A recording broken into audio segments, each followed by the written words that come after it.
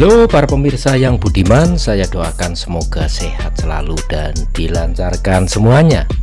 Selamat berjumpa kembali dengan channel Teguh Suwarto. Kali ini admin akan membahas tentang pesawat tempur Sukhoi Su-57.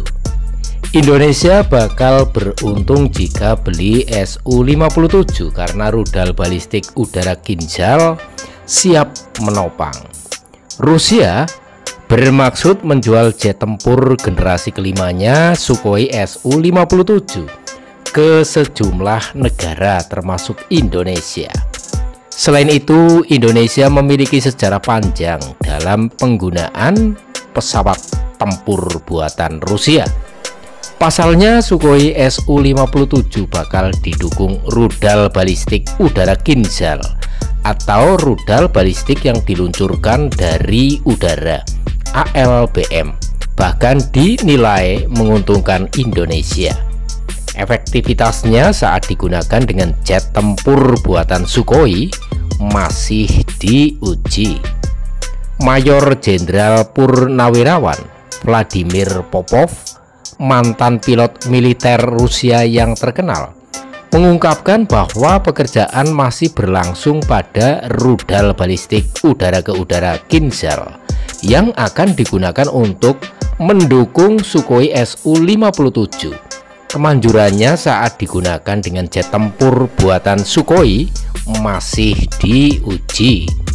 Sukhoi Su-57 akan mampu mengangkut Kinzhal, tetapi ini akan melemahkan kemampuan untuk menjadi siluman. Popov mengatakan kemungkinan besar versi rudal yang diadaptasi untuk jet tempur tersebut sedang diuji. Popov khawatir bahwa kemampuan siluman khas Sukhoi Su-57 mungkin berkurang dengan penerapan Kinzhal. Dengan kata lain, pesawat ini akan bernasib sama dengan Sukhoi Su-30, Sukhoi Su-34 dan bahkan Sukhoi Su-35.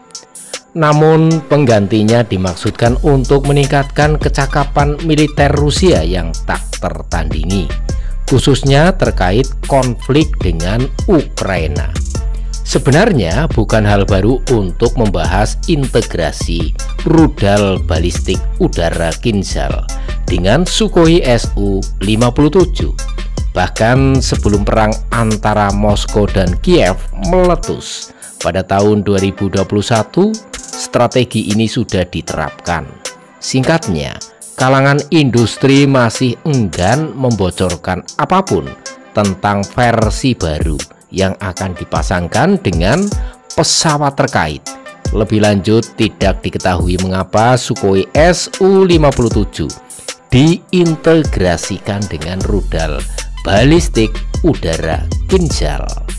Selain itu, rudal tersebut dapat menyusup ke sektor pertahanan udara Ukraina tanpa harus mendekati lokasi target saat dikerahkan di atas pesawat MiG-31K, karena rudal tersebut sudah sangat efektif saat dipasang di pesawat lain.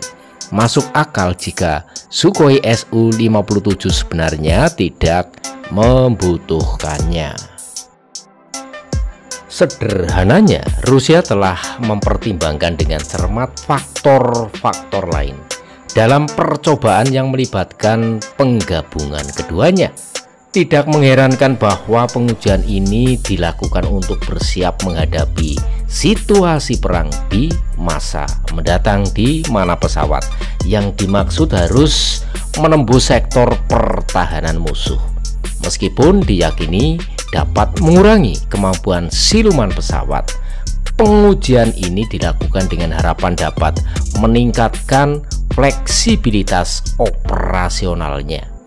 Meskipun demikian, integrasi ini mungkin dilakukan untuk memungkinkan Sukhoi Su-57 bekerja bersama-sama dengan pesawat tempur lain dan kendaraan udara tak berawak UAV di udara. Meskipun tampaknya mengorbankan kualitas siluman pesawat, Kombinasi rudal balistik udara Sukhoi Su-57 dan Kinjal memiliki fungsi yang lebih signifikan, secara khusus mencapai tingkat kemanjuran yang tinggi dalam hal kecepatan, kemampuan manuver taktis, dan sinkronisasi dengan aset tempur lainnya. Oleh karena itu, modernisasi alutsista yang telah digalakkan pemerintah selama beberapa tahun terakhir dapat terlaksana jika Indonesia menerapkan kombinasi ini. Namun negara ini tetap harus berhati-hati karena memperoleh Sukhoi Su-57 dapat membuatnya terancam sanksi Amerika Serikat berdasarkan Undang-Undang Katsa. Artikel fase baru upaya panjang Indonesia membeli jet tempur Sukhoi Su-35. Kontrak dikonfirmasi masih berlaku dari majalah Military Watch pada 9 Mei 2024 mengklaim bahwa ini juga menjadi alasan mengapa kontrak pengadaan Sukhoi Su-35 belum selesai hingga saat ini. Kesepakatan ini sebenarnya sudah ada sejak 2018 dan Indonesia hanya perlu membayar 1,14 miliar dolar untuk mendapatkan pesawat tempur generasi 4,5 tersebut. Keterbatasan anggaran dan epidemi COVID-19 merupakan faktor tambahan yang menyebabkan penundaan ini selain Katsa. Saat Presiden Prabowo Subianto secara resmi dilantik pada 20 Oktober 2024, segalanya terasa berbeda. Selain itu, hal ini memberi harapan kepada Rusia bahwa Indonesia akan mampu melaksanakan kontrak akuisisi Sukhoi Su-35 yang sebelumnya ditangguhkan. Mereka yakin bahwa masalah ini akan terselesaikan pada waktunya. Tidak ada pembatalan perjanjian Sukhoi Su-35. Penawaran masih bisa diperebutkan. Dalam sebuah artikel berjudul Kesepakatan Jet Su-35 antara Rusia, Indonesia masih di atas meja. Utusan Rusia yang diterbitkan pada 23 Januari 2025, Sergei Toklenov, Duta Besar Rusia untuk Indonesia, menyatakan, "Kami akan melanjutkan negosiasi suatu hari nanti." Keyakinan ini semakin diperkuat ketika Indonesia resmi menjadi anggota BRICS yang memudahkan perolehan rudal BrahMos. Pembayaran cicilan sewa guna usaha yang dilakukan dalam mata uang rupiah kepada National Bank of India adalah contoh lain dari kemudahan ini.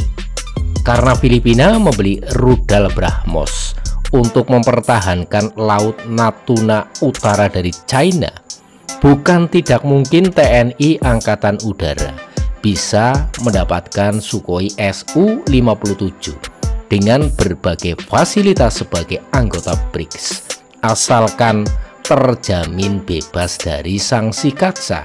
Termasuk di dalamnya adalah penambahan rudal balistik udara Kinjal yang sangat mematikan.